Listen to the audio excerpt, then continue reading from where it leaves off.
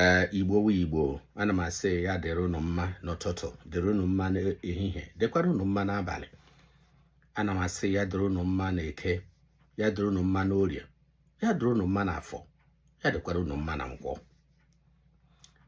Abịara m ọzọ tọọ nwanne unu nwoke Chief Eziokwu bụ ndụ, ma okwu asị bụ ọnwụ nke mbụ Nwafọ Mbaise. Ụmụnne m, okwu nchibịa taa uhe gbasara nwanne anyị nwaanyị a na-akpọ Blessing CEO. Ọha eji mara ya. Nwanne anyị nwaanyị a onye m na-ekwu okwu ya taa. Ihe kpatakwara m ji na-ekwu okwu ya wa taa bụ n'ihi o doro m anya na nwa agbọghọbịa ọ wụ onye Igbo. N'ihi a na-ejichi ike etinye ụmụ okwu ndị ọnụ, kama nna mụrụ m sị na okenye anaghị anọ n'ụlọ egwu amụọ n'ọbụ. Akakwana ọmara ya mara akakwana na ofeke ya eteghị ishiri ọhịa. Ihe kpatara m ji na-ekwu ụka taa wụ na izu ole ma ole ndị gara aga, dịka ndị lere nọ n'ihu efere mba ụwa ga-ahụ kpọmkwem na nwa agbọghọbịa tiri onwe ya n'ihu efere mba ụwa ese na aya rịawa ọrịa nke wụ na-egbu mgbe ndụ na-atọ mmadụ ụtọ a na-akpọ kansa. Nwa agbọghọbịa sayala rịawa ọrịa ka ewu nke a na-akpọ stage 4 ya. Na-ekweghị izu na ekweghị ọnwa ya malite ya etinye ha onyonyo, ji ụlọ, ji ụgbọala, ji ihe niile ma ha ejigheli isi ọsa ya na-ere ere. Nwa agbọghọbịa gara n'ihu ji ọtụtụ ihe. Nwa agbọghọbịa na-akpọkwa Blessing CEO gara n'ihu fụta n'ihu efere mba ụwa bịa kpụọ isi ya dịka onye mkpọrọ. Ma ụmụnne m ma ha mere ni n'abalị ole na-aga, nwa agbọghọbịa bịakwa ọzọ ma bịa weta akara enwere ike iji tinyere mmadụ ego na ụlọakụ nke a na-akpọ bank account.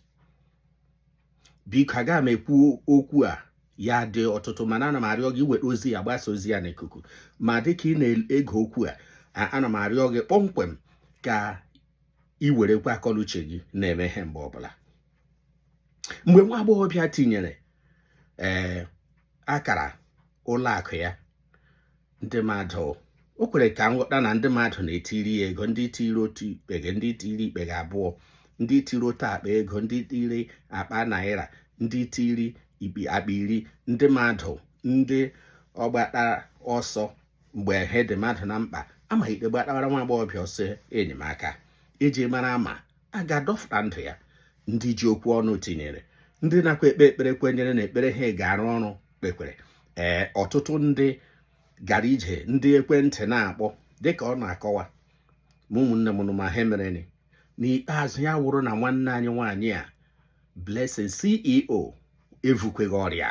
Ya wụ na o mere he mgbagwoju anya, he ọgbarigbogharị nke ndị Igbo nke a na-akpọ gịrị prank n'asụsụ Bekee. Gịnị ka m na-akọwa? Gee ntị. Ndị Igbo si na otu mkpịsịlaka, ofu mkpịsịlaka rụta mana ya ezu ọha ọnụ. Ọkpụkpara ama agwa ọjọọ na-emebi agwa ọma. Ihe m ji na-ekwu okwu awụ onye weta ozi ya mee ka oru nwa agbọghọbịa aka. Nwa agbọghọbịa akpaala agwa ọjọọ. Ọ wụrụ n'obodo iwu na-arụ ezigbo ọrụ. Nwa agbọghọbịa kwesịrị ịkpụ ya oku ka ọ bịa zaa ajụjụ gbasara kpọmkwem ụdị agwa rere uru a ọ kpara iji lee ndị mmadụ tinye ihe n'ọgba aghara. Nwa agbọghọbịa gara n'ihu iweta akwụkwọ gosiri na ayarịara ọrịa, ma n'ikpeazụ ya sọ ha ọwụ prank, ya sọ ha ọwụ content, ya bịa gụgharịa ya ọha ọwụ nha ọhụ iji gosi ndị mmadụ ọwụ ịgwa ndị mmadụ mara na ahị hụrụ ya n'anya. Gee ntị. Unu ahụ na efere nkụwa mba ụwa onye ọbụla na-abịa ekwu okwu onye ọbụla na-etinye akara ya, onye ọbụla na-ekwu ihe ọbụla gụrụ ya, biko na ndị ebe anyị were nwayọọ ka ofe rọrọ arụ zuoro unu nri, n'ihi ụdị omume dị otu a wụ ihe na-egbechiri ndị nwere mkpa ụzọ. Ọwụ ihe kpatara m ji chọọ ka m kwuo okwu a. Ọtụtụ ndị ga-enwe nsogbu nọ n'ọnọdụ a, mana mgbe echere na ndị ọjọọ, ndị na-eji na-agha ụgha, ndị ashị, ndị na-ekwu na-awụ ha arịaghị, ndị na-asị ihe ha adịghị mana ha adịghị, ya emezie na mgbe a hụrụ onye ọ dị adịkwa onye na-ege ntị. Ya wuhe jọgburu udele na njọ. Biko ne gwanụ nwanne anyị nwaanyị awụ Blessing CEO ka o biko ka ọ gbara ọgwụ ya ṅụọ, ka ọ na-akụziri ndị mmadụ ihe bara uru, ihe ga-ebili ndụ, ihe ga-ime ndụ ndị mmadụ gbanwee, na-awụghị ịkụziri ndị mmadụ ma ọjọọ. Ha o mere ha awụ ndị bekee na-akpọ ya obtaining by falsehood. Ya wụgịrị iji aghụghọ gbuo wayo, o gburu wayo.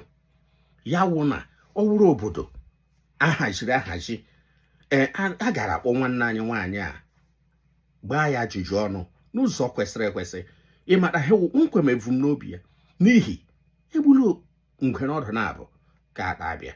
Ndị mmadụ ha na-eji ha mụta ihe ọjọọ ngwa ngwa, ihe ọma anaghị eji ike amụ ya. Ọwụ ka wụkọ ha ma iweta ozi ya gbasara ozi a n'ikuku, gbuo ebumnobi uche gị na ihe onyonyo a, ma mee ka ozi a ruo nwanne anyị nwaanyị a abụ Blessing CEO dọọ ya akala ntị ka ọ mara na o kwesịghị ime ihe o mere, ka ọ gakwa jee nara ndụmọdụ, ka ndị nwe ya dụọ ya ọdụ, ka ụmụnne ya dụọ ya ọdụ, ka ikwulibe dụọ ya ọdụ. N'ihi ozu na-enweghị ezigbo onye ndụmọdụ, ọ na-eso ozu alala iyi.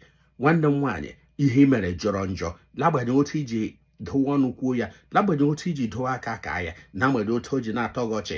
Ihe imere ha awụ ọ jọrọ njọ, ọwụ iji aghụghọ gbuo wayo.